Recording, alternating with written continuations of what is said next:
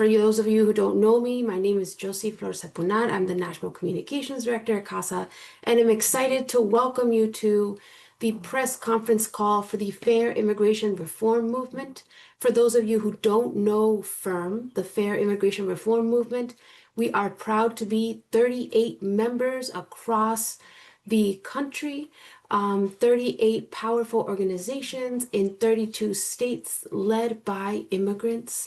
And this is a moment that the immigrant justice movement is happening right now, starting with the most recent arrest of the Wisconsin judge, Judge Dugan, the continued disappearances and abductions of different immigrants, including Kilmar Abrego Garcia. And so that's the backdrop in which we are having this major national day of action tomorrow, May 1st, and for the next few days of May. With that, I am happy to kick off the speaking agenda. You'll see here that we have a short speaker lineup, and then at the end there will be Q&A. For those of you who are looking for responses in other languages, you'll see some of our speakers are prepared to speak in English and in Spanish, but you can certainly ask your questions more specifically in your preferred language at the Q&A section. With that, I'm going to kick it off to our first speaker, Christine Neumann-Ortiz, the Executive Director with Voces de la Frontera in Wisconsin. Christine. Thank you. Thank you so much, Jossie. And it's such an honor to be here with my colleagues in the movement, a very exciting movement. Beyond the FIRM network, there are 6,000 now events in all 50 states across the country. So there is definitely momentum building for this very historic national day. Here in Wisconsin, after the April elections for the Supreme Court, we have seen that growing resistance. Just the election results itself, it was a resounding defeat at the voting booth for Trump's endorsed candidate for our state Supreme Court race, and a resounding rejection of Elon Musk's blatant efforts to buy our election. We've also, Wisconsin, as part of, as we've witnessed nationwide, have joined in seeing the mass marches that have been organized by 5051 that really represents this very growing, diverse group of people, Americans across this country, who are facing all of these attacks on so many different fronts. And May Day really represents the next iteration in this growing resistance to Trump's efforts to impose dictatorship in this country, and to really challenge the scapegoating of immigrants and refugees for social inequality, of which he is contributing to significantly widening that gap, and obviously an opportunity to really build those alliances, immigrants, refugees, federal union employees, and others across the spectrum, other working class people who are either being directly affected or through programs that they benefit from. Here in Wisconsin, we've also seen the urgency around this and the importance of people showing up despite the kind of fear that they're living under. We recently experienced an operation that was being conducted by the FBI and Department of Homeland Security investigators under so-called wellness checks of unaccompanied minors and their sponsors' homes. They were showing up with armed agents, and this was obviously a terrifying experience for families and the community. And we, and this is not something, again, that the FBI would be doing. They don't conduct wellness checks. And so this is really part of the, efforts to kind of escalate and terrorize immigrant and refugee families and the larger community. We've obviously witnessed, not just the arrest and charges against Judge Dugan, but we have seen an escalation of ICE presence, at least 3 incidents in Milwaukee of ICE showing up in the courtrooms, and 1 in a rural area in Ozaukee. So obviously none of this makes us safer. It erodes trust in public institution, undermines people's rights to due process and justice in the judicial system, and tears families apart. At the same time, we're obviously seeing this escalation and effort by Trump to push back against accountability to do whatever he wants to do, his administration, by the judicial system. And obviously the recent arrest of Judge Dugan in Milwaukee is why it has garnered so much attention, because it isn't about one judge. It's about sending a message to all judges across this country that are standing up to Trump's violations of due process and the Constitution, and their solidarity with the immigrant community and their right to due process and constitutional protections. And the other, and this is a very critical thing, because for us, May Day is very, very critical opportunity, because a big part of this game plan of the Trump administration has been to use immigrants to scapegoat and to divide and conquer as they really restructure government to only benefit the richest of the rich in the United States. So that is why we're marching on May Day. It's a day of International Workers' Day, day of action and solidarity, and for democracy. We are marching to tell the immigrant community also that you are not alone, that this solidarity that we're building going into the march and out of the march is real, and that it's a necessity. That's the only way, and we have to get ahead of a dangerous situation that we're in.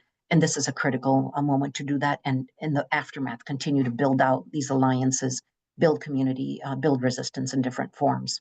We are gathering together to demand an ICE-to-ICE presence in our communities and in our courts, schools, hospitals, that we are gathering to demand permanent protection for all immigrants and fair, humane path to citizenship, which is the real solution, long overdue, and also respect for due process and an independent judiciary.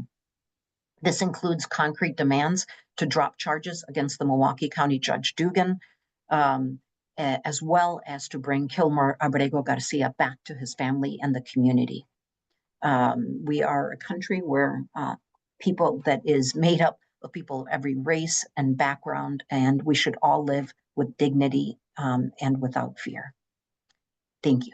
En breve, en español muy breve, solamente que Voces La Frontera se está solidarizando con este movimiento nacional para el 1 de mayo, para afirmar nuestros derechos como constitucionales, sea participar en la corte o sin miedo de que inmigración va a estar allá. También estamos en alianza con otros grupos como jueces que están defendiendo la Constitución, incluyendo los derechos constitucionales de los inmigrantes, y también haciendo la demanda de regresar a Kilmer Abrego García, a su familia y a su comunidad, y que últimamente lo que sí necesitamos es una reforma migratoria en vez de esta persecución y criminalización, y que no estamos solos. Estamos formando una alianza fuerte el 1 de mayo que va a seguir creciendo después, y animamos a todos a participar. Gracias. Thank you. Wonderful. Thank you so much, Christine. Certainly, Voces de la Frontera is the organization to follow for any developments around the immigrant community in Wisconsin, following especially the situation with the arrest of Judge Dugan. For those of you who aren't as familiar with May 1st, there's hundreds of events taking place during this National Day of Action. Launching May 1st, you'll see events May 3rd all the way up to May 5th from coast to coast. Next, we have on the speaker lineup David Chiles, who is the Interim Executive Director with the Sunflower Community Action in Kansas. David, please.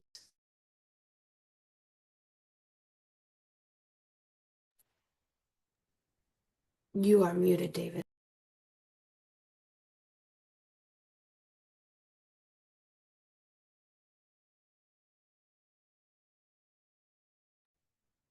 Okay, there we go. Good afternoon, everyone. As she said, my name is David Chiles. I am actually in Wichita, Kansas. That's the home of Sunflower Community Action. We are holding a May Day event on tomorrow in connection with Defend Democracy, ICT. We have joined together to put on this event. We notice trying to keep Trump and his billionaire profiteers who are trying to create a race to the bottom. And we want to stop that. And it's a war on wages, on benefits, on dignity itself. And we have to put a stop. And on tomorrow, we're fighting back. We have crowds. We are having people by the thousands, hundreds, or who are signing up to come join us. They have been out there week after week since the end of February, and they're excited to come out again on tomorrow. We are standing and demanding a country that puts our families over their fortunes. Public schools over private profits. Healthcare over hedge funds. Prosperity over marked policies.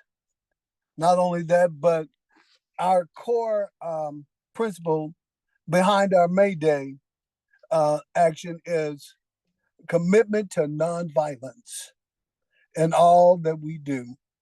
We expect all participants to seek to de-escalate any potential conflict with those who disagree with our values. We also looking for a future that works for the working families. This is a war on working people, and we are not standing down. We are standing for what we believe in. They're defunding our schools, privatizing public services, attacking unions, and targeting immigrant families with fear and violence. Working people built this country, and we know how to take care of each other. We've been doing it for years. We've just asked for proper opportunities and a better life for all Americans.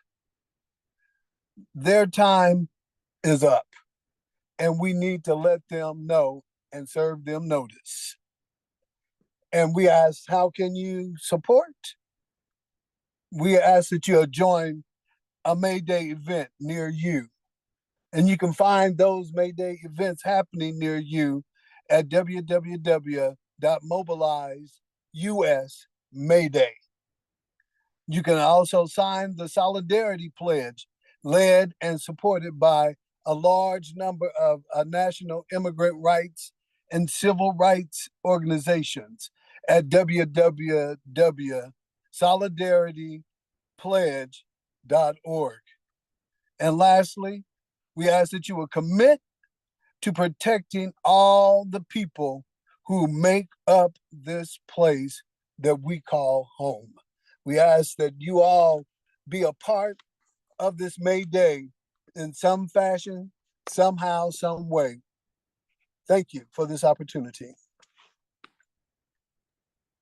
Thank you, David. Coming in from us live from Kansas. I love to see it. Next on our speaking agenda, we have Cathryn Jackson, the Public Policy Director with CASA, who will talk about the event taking place in Washington, D.C. Folks are traveling up from Georgia, from Pennsylvania, from Virginia, and from Maryland. Cathryn? Thank you, Jossie. Good afternoon, everyone. It's so great to be on with you with so many leaders from across the country. Again, my name is Cathryn Jackson. I'm the Public Policy Director for CASA. I am so excited, as Jossie mentioned, across the country from coast to coast. Immigrants and allies are rising up to say enough is enough.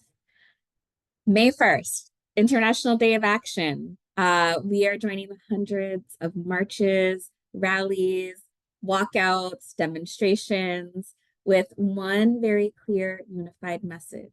One struggle, one fight, all of our workers are united. CASA is spearheading a massive rally in Washington, D.C. We are going to be marching from Franklin Park to Lafayette Park, right outside of the White House. We will be traveling in, again, from Georgia, Pennsylvania, Virginia, and many, many other states. Immigrants' allies are going to be flooding the streets. We will be starting at 12 p.m. with chanting, and then we'll be arriving in front of the White House after about an hour-long march together to share our stories, demanding dignity, demanding respect. Why are we here? We're here because the Trump administration is completely out of control. In the name of so-called immigration enforcement, they are committing indiscriminate and often illegal actions that are terrorizing our communities and tearing families apart. And we are only at the 100-day mark. The administration has disappeared people from their homes in the middle of the night. They have abducted our loved ones in the street. They have deported people to prison camps. They have violated the human, civil, and due process rights of people who should have been protected under US and international law. So we are not staying silent. We are building a resistance, a powerful and organized immigrant resistance that stretches all across the country and is growing stronger every single day. This resistance is led by mothers, fathers, workers, students, families, faith leaders, the people who are refusing to give up on the promise of this country, even when the government is trying to erase them. Many of you know the name Kilmar Abrego Garcia. He is a CASA member who's a beloved community member, a husband, a neighbor. He was ripped from his life and detained, even though he had every reason to stay. His wife, Jennifer, has been waiting, praying, organizing for the day he comes home. That day is coming because we are not going to stop until every single person unjustly detained is free. And I'm so honored to be marching with her tomorrow.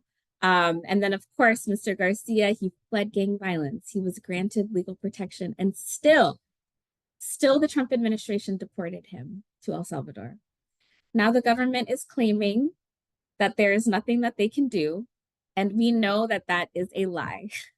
So again, his wife Jennifer will be speaking tomorrow outside of the White House. Her voice will ring out loud and clear for the president to hear, bring Kilmar home. Tomorrow also, Carmen, the widow of Miguel Luna, will speak. For those who don't know, Miguel was a CASA member, an immigrant who contributed everything, his labor, taxes, and his heart. He was one of the individuals who perished on Baltimore's Key Bridge 1 year ago, working as a welder to repair one of the city's major pieces of infrastructure in the middle of the night while all of us were sleeping.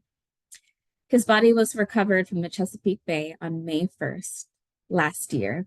This will be the 1 year anniversary, and now Carmen, his wife, is carrying his legacy forward. So she will be with us. I'm so proud and honored to be marching with her tomorrow. She reminds us that we are not disposable.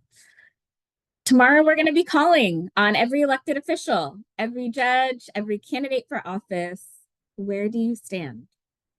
Will you continue to look away while our families are shattered? Or will you fight for the human dignity of immigrants in this country? So we're going to stand together today, tomorrow, and for many, many months and years to come. We will win together. Thank you so much, and excited to chat more and see you all in DC tomorrow. Wonderful. Thank you so much, Cathryn. Next on the speaker lineup, we have Angelica Salas coming in from California. She is the executive director of CHIRLA. Angelica, tell us more about the event in California. Thank you, Jossie. So in Los Angeles, we will march on May 1st, starting at 9 o'clock in the morning on the corner of Olympic and Figueroa. We will be marching to demonstrate the power of civil society. Immigrants, citizens, union and non-union workers, faith leaders, teachers, students, and people of goodwill will march together. We are in the midst of a national emergency, and Jossie and the rest of the speakers describe so much what's happening in our neighborhoods and in our communities. As billionaires scheme their way into our government, they hoard wealth, they exploit working people, they slash jobs and resources in the process, and working people across the country are coming together in the face of this national crisis to declare one struggle, one fight, all workers unite. Working people power this country. We keep the communities running.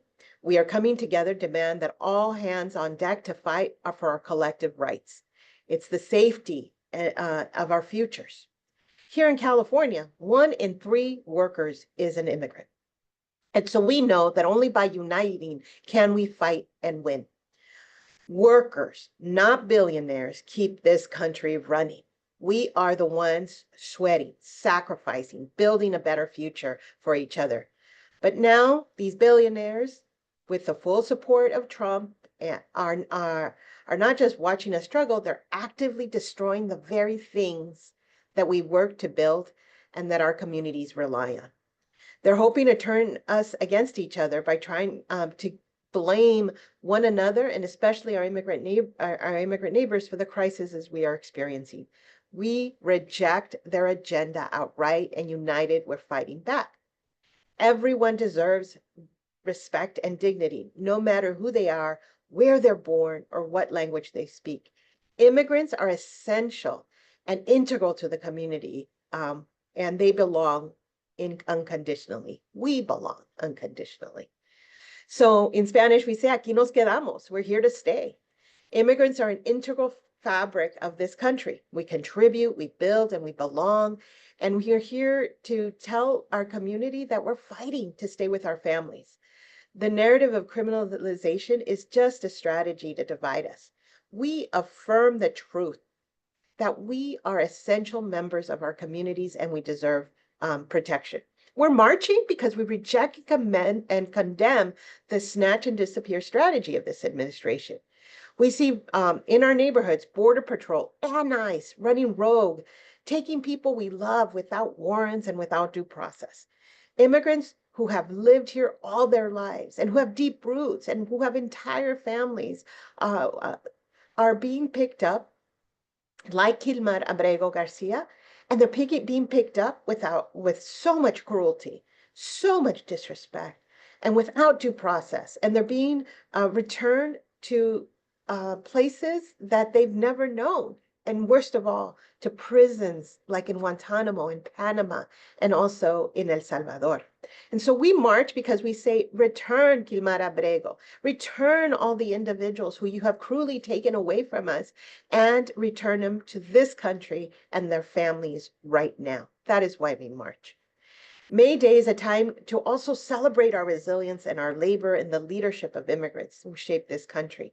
And also where we declare that an attack on immigrants is an attack on all of us. It weakens our economy, it destabilizes families, and erodes our society.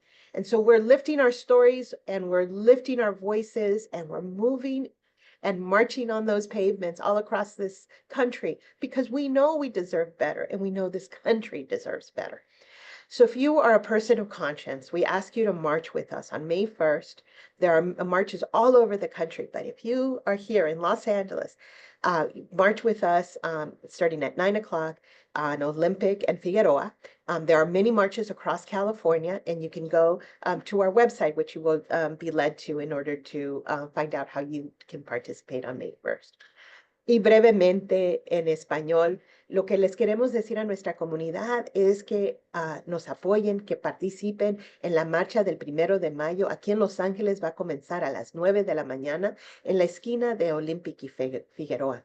Tenemos un lema y ese lema es una lucha y todos los trabajadores se unen en esa lucha porque es una lucha en común.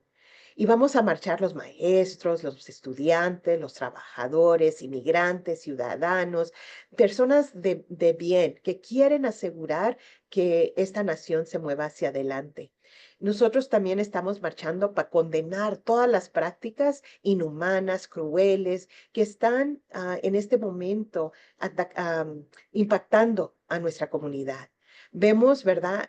Y ni siquiera las podemos llamar deportaciones, porque realmente lo que están haciendo es desapareciendo a nuestra comunidad, sin órdenes de arrestos, sin el debido proceso, deportándolos a países que la gente no conoce. Y lo más cruel es mandándolos a prisiones como en Guantánamo, Panamá y en El Salvador. Y pedimos que personas como Kilmar Albrego García y tantos de otras personas que están en estas prisiones, que se regresen aquí al país con sus familias. Y también estamos demandando que nuestra comunidad se le reconozca su contribución. Aquí en California, 1 de 3 inmigrantes, de trabajadores son inmigrantes. Nosotros movemos esta nación. Nosotros contribuimos a esta nación con nuestro trabajo, con nuestras contribuciones y queremos que eso se nos reconozca. Y finalmente, queremos marchar porque creemos en un futuro mejor, en un futuro donde todos podamos vivir en equidad y que también podamos vivir con con el cumplimiento de las necesidades de nuestras comunidades. Somos trabajadores, merecemos tener las oportunidades que nuestro trabajo aporta. Y con eso, una invitación una vez más al 1 de mayo, comenzando aquí a las 9 de la mañana en la Olympic y Figueroa. Y únase a nuestra lucha. Gracias, Angelica. I love to hear the wonderful things from California. Now we're going to hear from a powerful leader in North Carolina. We have Héctor Vaca from Action NC, who serves as Immigrant Justice Director. Héctor?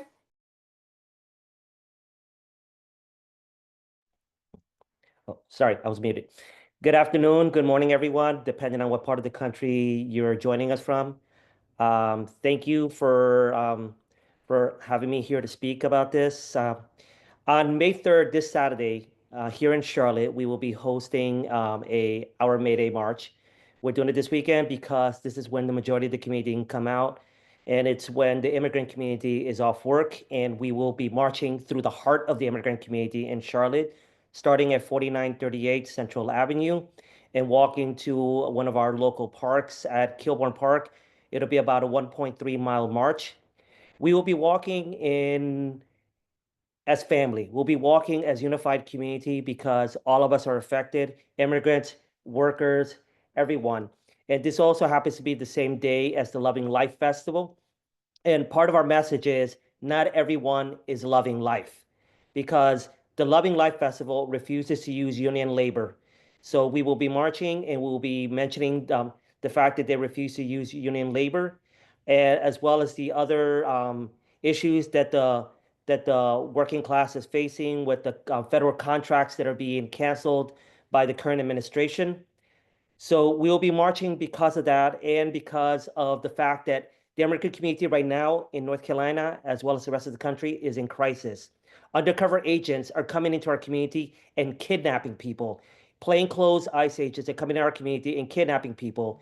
And even worse, local police is collaborating with ICE. 2 weeks ago at an apartment complex, the police came back with warrants for immigration agents to take people at a local apartment complex.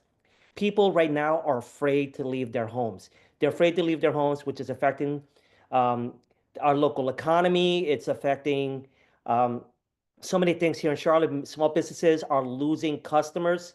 And yesterday, a local distributor told us that because of the tariffs and because of the attacks on the immigrant community, his business is losing $500,000 a month. And here in North Carolina, we have bills like House Bill 10. There was approved this past fall, which forces all sheriffs to collaborate with ICE to hold immigrants another 48 hours after their time is up in jail, which is an expansion of 287G, but codified by law obligating all jails to do this. And now we have House Bill 318, which is forcing all law enforcement to collaborate with immigration officials here in North Carolina. This is especially dangerous after yesterday's executive order that commits U.S. government to protecting and defending the police when they commit atrocities in our community, when there's police misconduct, when people try to hold the police accountable. So House Bill 318 and House Bill 10 are that much more dangerous because of the executive orders and and the efforts in Congress to stifle judges that try to hold this administration accountable. And also another reason that this march is important is because for the longest time, the right, or as I like to call them, the wrong, has been accusing the immigrant community of not paying taxes. They've been accusing them of not paying taxes, but we all know that immigrants pay taxes. In 2022, undocumented immigrants paid $96.7 billion. Undocumented immigrants paid more than the 5 richest US citizens, even more than 55 mega corporations, including Target, AT&T, Netflix, and here in North Carolina, Duke Energy. This is why the government has decided to broker an agreement between the ICE and IRS in order to target undocumented immigrants who pay taxes because they know they pay taxes, and because undocumented immigrants represent 5% of our labor. They support our country. They support and build our country. They represent more than 5% of our labor. One in every 7 construction workers is an undocumented immigrant.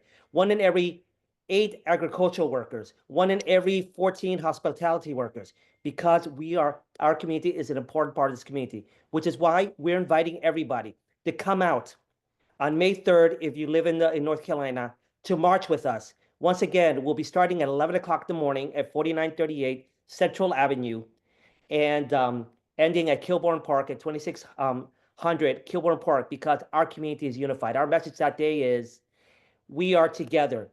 One struggle, one fight, all workers unite, all community unite. Ahora en español. So, vamos a hacer una marcha el día 3 de este mes, a las 11 de la mañana, comenzando desde la 4938 Central Avenue hasta el Parque de Veteranos, que está ubicado en la 2600 Kilbourne Drive. Estamos uniendo ese día porque ese mismo día del Festival de Disfrutar la Vida, y parte de nuestro mensaje es que no todos están disfrutando de la vida, y también porque este mismo festival no quiere contratar empleados organizados que están en sindicatos. Entonces, parte de nuestro mensaje es que ellos deberían tener vergüenza por no apoyar a los trabajadores. Entonces, y también estamos haciendo este evento porque ahora mismo nuestra comunidad está en crisis. Aquí en Carolina del Norte, oficiales de ICE están saliendo a la comunidad sin uniforme, encubiertos, para que nadie sepa quiénes son. La policía está trabajando con ICE. La misma policía que siempre ha dicho que nunca ha trabajado con ICE, ahora está colaborando. Por ejemplo, hace 2 semanas, la policía llegó junto con ICE para arrestar gente en un complejo de apartamentos. Les apoyaron.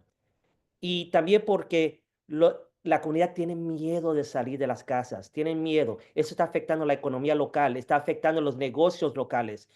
Los negocios están perdiendo clientes, y también distribuidores están siendo afectados por las políticas con los impuestos, y también lo que está afectando con la comunidad. Por ejemplo, uno de los distribuidores locales nos ha dicho que ha perdido $500,000 al mes desde la inauguración. También aquí en Carolina del Norte está la propuesta de ley que se pasó, la HB 10, en el otoño, que le fuerza a todos los alguaciles aquí a trabajar, a colaborar con ICE y aguantar a la gente 48 horas más después de que tenían su tiempo debido en la cárcel. También ahora están tratando de aprobar la HB 318, la cual forzaría a toda la policía, todas las agencias del orden aquí en Carolina del Norte a colaborar con ICE. Esto es especialmente peligroso por las órdenes ejecutivas que fueron anunciadas ayer, en la que el gobierno federal va a apoyar a la policía cuando se porta mal, van a defender a la policía cuando se porta mal, cuando la comunidad intenta tener el responsable a la policía cuando hacen cosas indebidas en nuestra comunidad. También la administración, las personas a la derecha, siempre han dicho que los inmigrantes indocumentados no pagan impuestos. Siempre lo han dicho para acusar a los inmigrantes y crear división en esta comunidad. Pero todos sabemos que sí pagan impuestos la comunidad indocumentada. En el 2022, la comunidad indocumentada pagó más de $96.7 mil millones Eso es más que las 5 personas más ricas en este país, más que las 55 corporaciones grandísimas en este país, incluyendo a Target, AT&T, Netflix y aquí en Canadá del Norte, Duke Energy.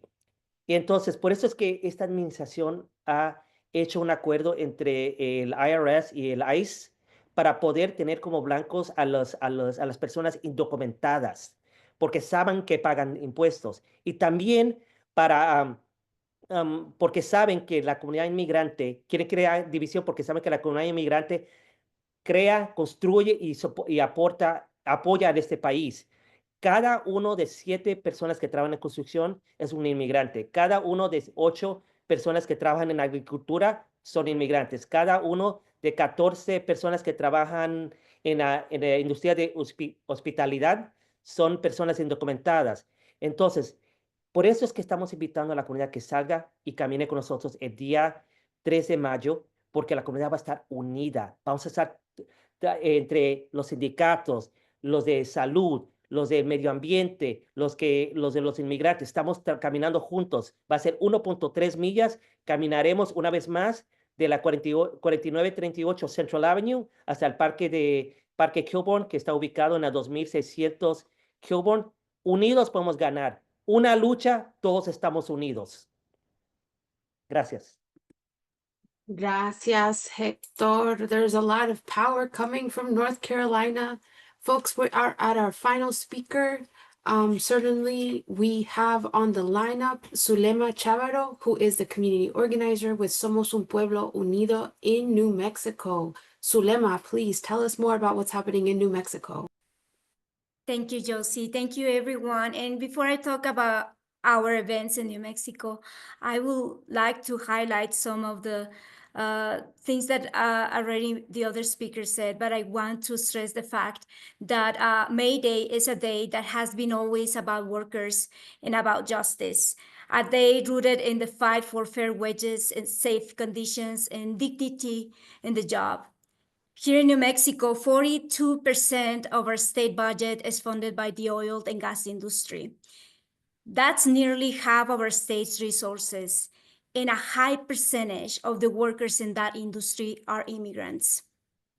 Immigrants who brave harsh, dangerous working conditions, risking their health and safety to power our homes, fund our schools, and keep our economy running. But the oil fields aren't the only place immigrant workers show up. They build our homes and cities in construction. They care of our children and elderly in healthcare and early childhood education. They serve us in hospitality. They grow the food we eat on farms. They produce what we use in manufacturing. They work hard. Immigrant workers keep this country running. Yet despite being the backbone of our most vital industries, immigrant workers face disproportionate levels of exploitation, wage theft, unsafe conditions, and now constant fear of deportation or worse, of being taken away. Current policies meant to be divide and criminalize instead of protect and unite. This is not just a labor issue, it's a human rights issue. International Workers' Day reminds us that labor rights and immigrant rights are deeply connected. You cannot have one without the other. One struggle, one fight, all workers unite. It's more than a slogan. It's a call to action, to stand together across industries, across borders, and across immigration status to demand justice. Immigrant workers don't just contribute to the economy, they strengthen it.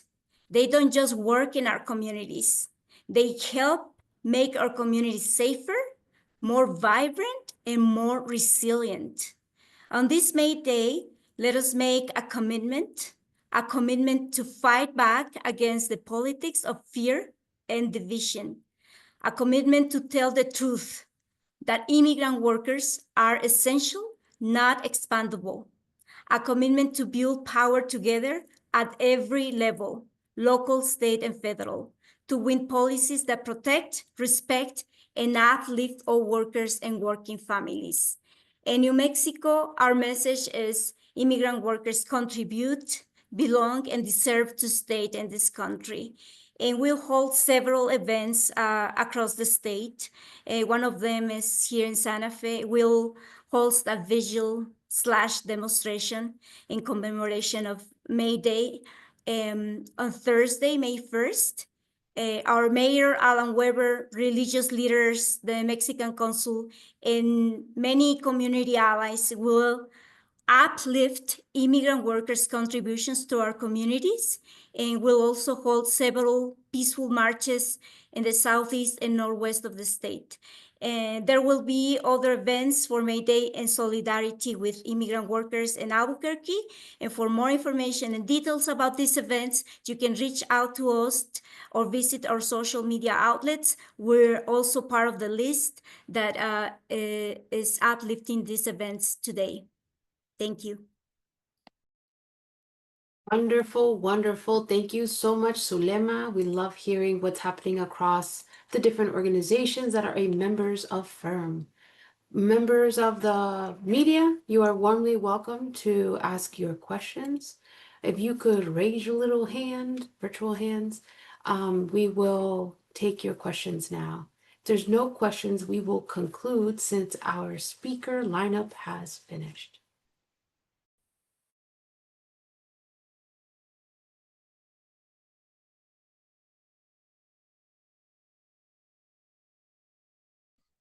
I have a question. This is Sunita Sarabji from American Community Media in San Francisco. I was wondering if there are any events planned in Northern California. There are in Northern California and throughout California. So we have our folks work actually from San Jose, and you can go to our website, and I'm going to have here Jorge Mario put the information for all the California events on the chat, so you can go to them and get the specific information. But we have events happening all throughout California, in the Bay Area, in San Jose, as well as in San Francisco. Thank you. Excellent. Hello. Yes, go ahead. Sorry. Hi, sorry, I couldn't find the raise hand button, so I'm just gonna ask a couple questions. So I'm Isaiah Holmes. I'm with the Wisconsin Examiner. I was wondering if I could ask one question specifically of Christine Neumann-Ortiz and then another question for the group. From Christine, I wanted to see if you could kind of comment a little bit more about the wellness checks from the feds that you were mentioning earlier, whether those were happening in Milwaukee, where in the city, and just some more details about that. And I'll wait for that answer, then I'll ask the group question. Thank you.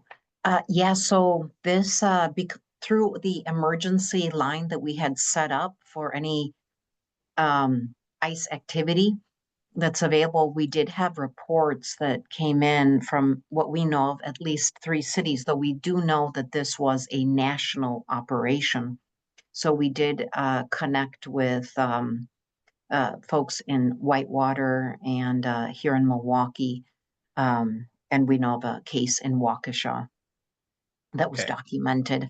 And what we found out, because when we got the call, there was an 8th grade student in their house who alone, and again, it was an operation of 5 or 6 armed agents coming in. It very much looks like an ICE raid, and they had the signs of the DHSI, the investigators, and then FBI. And the 8th grade student refused to open the door when she was told to open the door, and asked if they had a judicial warrant, which they said, we do not, we don't need one. So again, it was just these manipulative tactics. So she did not open it and contacted us, which is how we got involved. She contacted her teacher, who was a Voces member, and we were able to send a community response right away to assess what was going on. And what we uncovered is that basically this was a operation that's being conducted to check in on unaccompanied minors who had come through and had a sponsor, like in this case, a family member. But, you know, this is not the role of the FBI. Their job is to target, supposed to be organized crime or trafficking, things like that. They do not. This is now how any kind of wellness check is conducted. This is not the body, the agency that would do that. And so, you know, we do know that what we insisted in that instance was that they wanted to interview the minor, that they needed to go to the office of the attorney to have without armed agents to do this interview. And basically it was, do you live here? Are you okay? We do feel that this is, I would say, you know, highly suspect in terms of what could unfold as a, you know, kind of a training for an operation for, again, as we have seen, an escalation of efforts to conduct more raids, higher scaled operations, and more of a training opportunity. But it's important, just showed another example of the importance of very local community response, very strong, you know, community response, and being able to understand what was really going on in real time. Mm-hmm.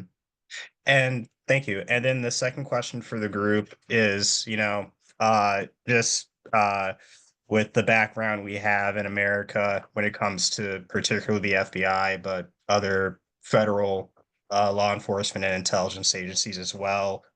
Just the backdrop we have historically with that from the 60s leading up to, the mass mobilizations in 2020. You know, we see these agencies target activist groups and organizing groups, particularly, and individuals and sympathetic politicians with surveillance and worse at times. And I was curious, and now we're also kind of dealing with threats to kind of nonprofit status and et cetera. And I was just wanting to ask you all whether or not I mean, obviously, these are concerns that many of you likely have. I was wondering if anyone has had anything with their organizations, anything that they kind of out of the ordinary, or things that they may feel maybe some of these kind of law enforcement agencies or otherwise keeping a closer eye on your organizations, your organizers, or if that's a kind of a growing and legitimate concern right now for you all. Any preference on taking this? Oh, I'll just start Angelica. by saying that I think all the organizations across the country who are working on immigrant rights and other progressive issues are really taking security much more seriously, from the buildings that we occupy to personal and staff safety. So instituting different types of protocols for that matter. Obviously, we don't know what we don't, you know, about, you know, what is what level of intelligence is being gathered about us. We just assume it. We assume that we're operating in a situation and in a context in our own country, doing work that is actually supported by the First Amendment, our right to assemble, our right for free speech, you know, a right to petition our government in order to ensure that they represent us. That what we're doing is legitimate and absolutely aligns with democratic values. But we are in an adversarial situation, so we assume that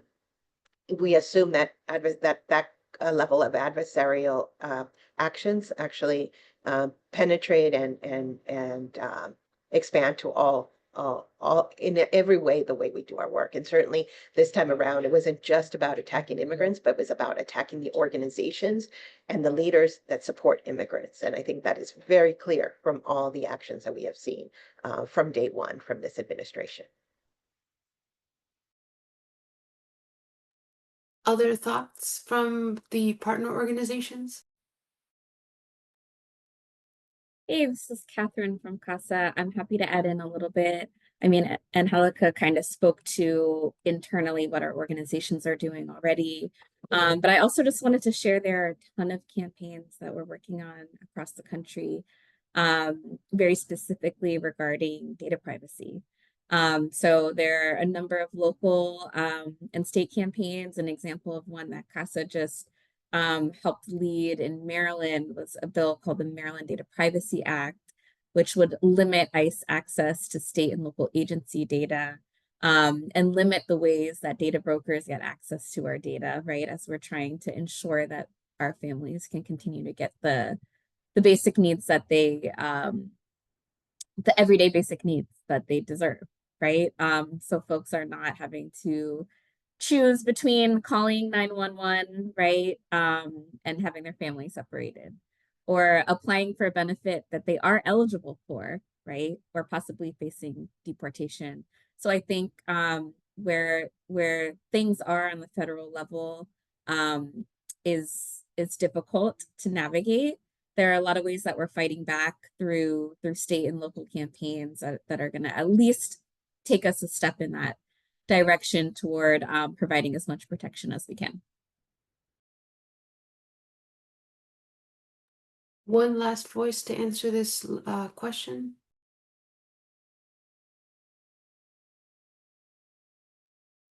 All right. Any final questions from members of the media? If not, we will conclude our press conference. Thank you, everybody.